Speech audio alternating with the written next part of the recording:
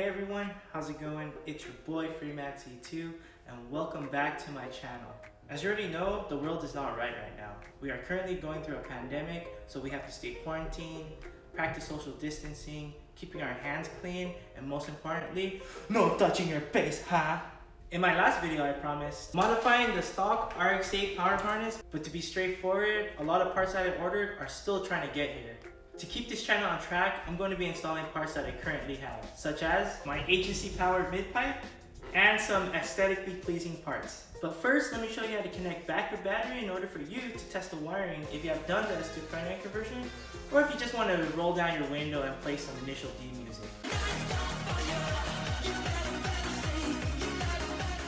Alright guys, it's pretty simple to bring the power back to the car. You just need to connect 3 things to the fuse box, which is located right here, and then the original ground wire on the harness, which you ground it on this right here. So let me show you how to do that now.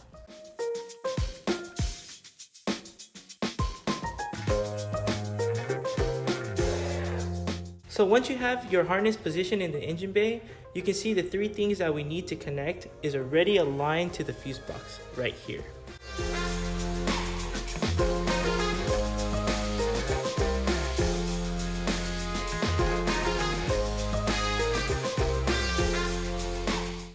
So tighten it down just like that, and let's move on to our battery ground.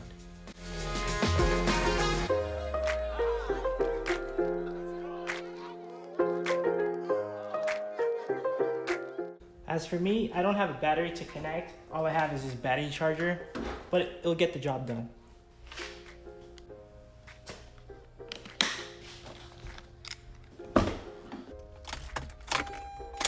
So that's bringing back the power to your car. I hope that helped you guys out. Now let's officially get started with my quarantine installations.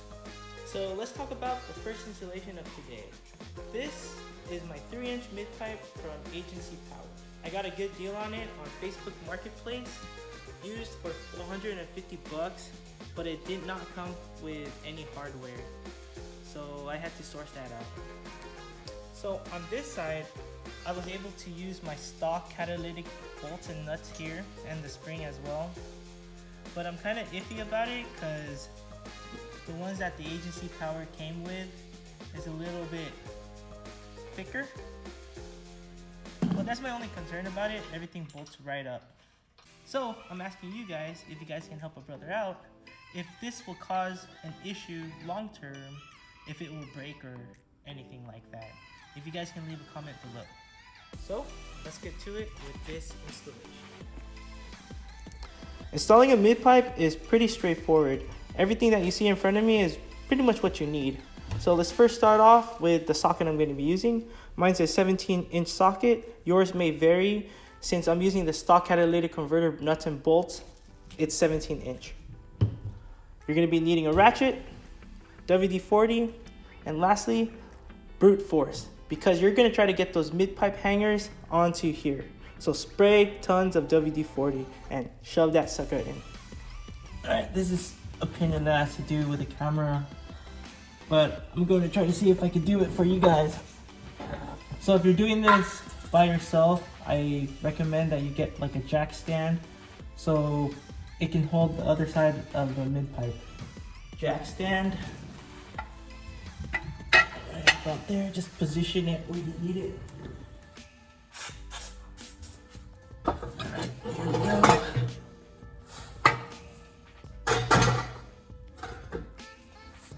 Trying to start off with putting the hanger first, so I have something that's holding it.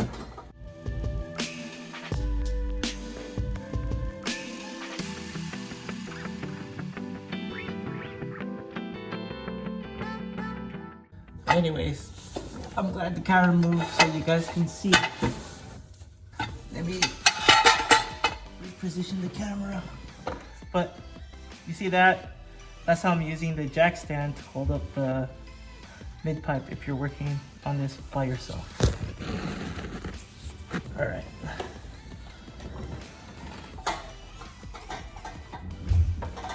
As you can see, the hanger is now through the bushing.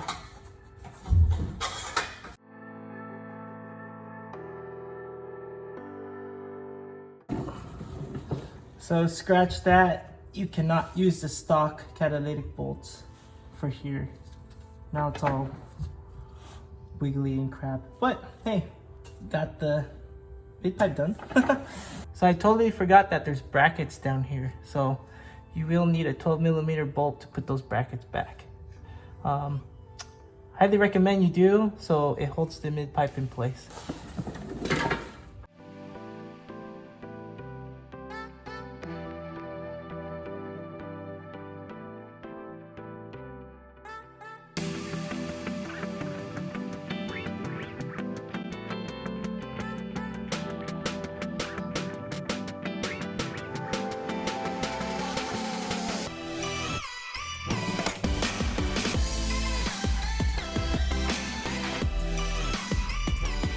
So let me show you what I ran into. So using those stock catalytic converter bolts did not close the gap between my exhaust and the Midpipe. So I definitely gotta go out and get some new hardware for this. That kind of bummed me out. And then second, this stupid bracket wouldn't align properly and bolt up, but I eventually got it bolted up. Kind of a sad installation, but I'll probably change the hardware out off camera, so yeah. On to the next installation. If you've been following my channel and know what struggle I went through just with getting the oil pedestal set up right, well, you know, eventually I landed with using the Franklin Engineering oil pedestal adapter because that did not hit my slave cylinder. Because of that, we can officially install my stainless steel braided line. Now to remove and install the hose, you'll just be needing a 10mm wrench and a long nose pliers.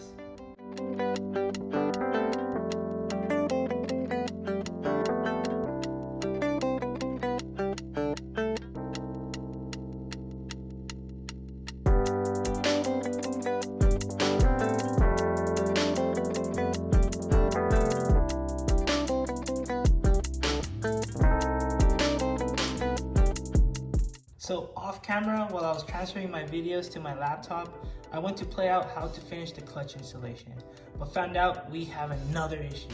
As you can see in the back of the RAW motor right there, we have a heater pipe that sticks right out. Well, this heater pipe doesn't play well with the stock clutch bracket.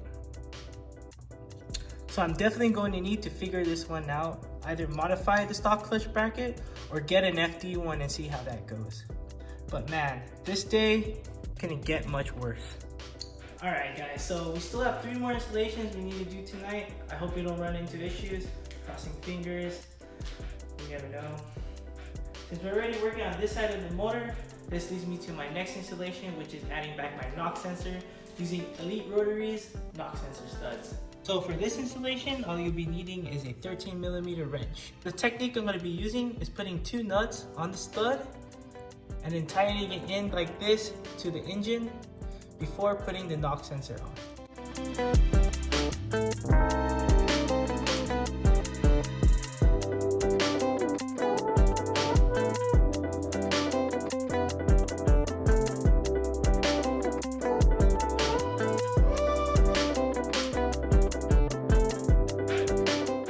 So sorry guys, you guys couldn't see from that angle, but here it is. The knock sensor is officially installed. Now we can say that we finished the installation. Trying to follow how the sensors were bolted up to the Renesas motor. It's a safe bet that way since we're using the original RX8 harness. So just go that way. Eventually I'll be modifying the RX8 harness. So if ever a sensor doesn't belong there, I'll just move it around. So our next installation is another simple one. It's just adding the Elite Rotary Turbo Oil Drain Fitting. In this kit, you get the oil drain fitting itself, 2 10mm nuts, and then some studs. The tools you'll be needing to complete this installation is just a 10mm wrench.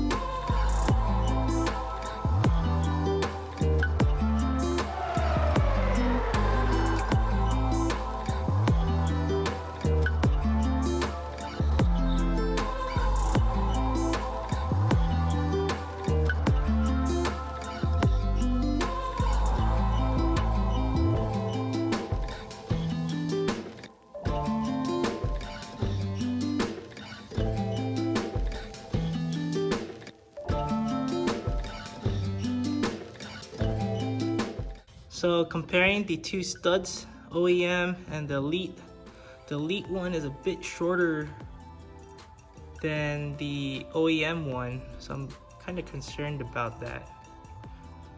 But hey, they won't add it to the kit if it doesn't work, right? So let's give it a try.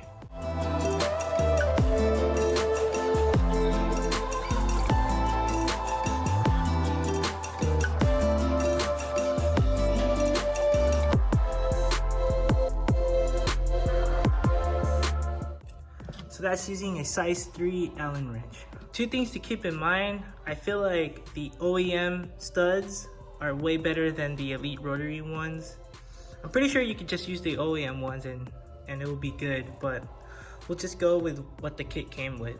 And second, towards the end of my time lapse, I had to use a 10mm ratchet to tighten up the bolts. But other than that, installation is now complete. As you can tell from my voice, we are officially on to our last installation of the night, which is installing my primary fuel injectors and fuel rail. The injectors I went with are Injector Dynamics 1050cc's. And lastly, I went with Elite Rotary for my fuel rails. They are high quality, and Elite Rotary always gives those discounts.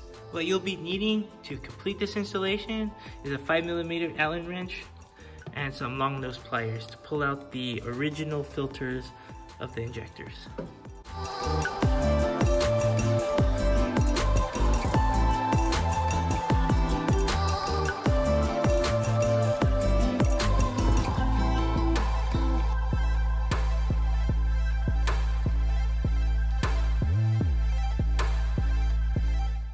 In order to install top mount injectors on an REW motor, you do need to add some injector sleeves that goes inside the primary injector holes, and they look like this. So these are from Elite Rotary. I got them for like $8 a piece. Really good deal. So yeah, I'm gonna lubricate this with some light engine oil and then plug them in.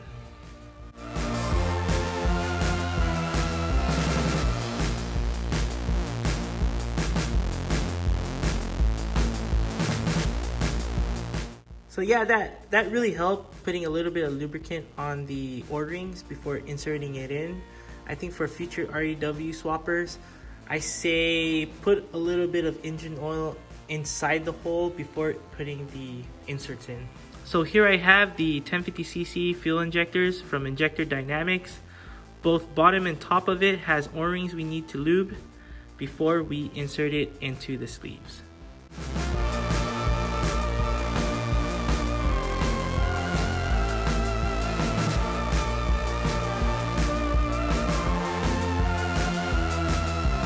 And lastly, our fuel rail.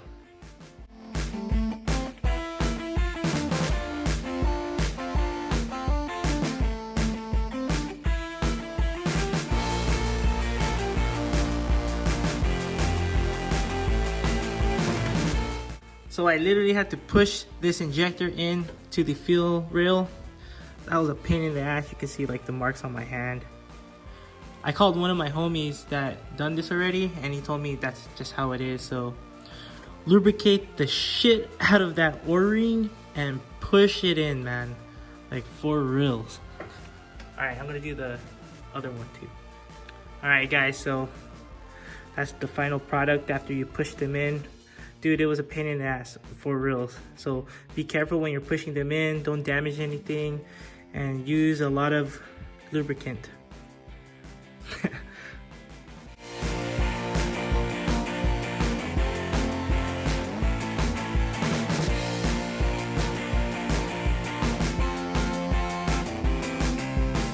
So that wraps up 5 installations in one night. As much as I wanted everything to go perfect, it didn't.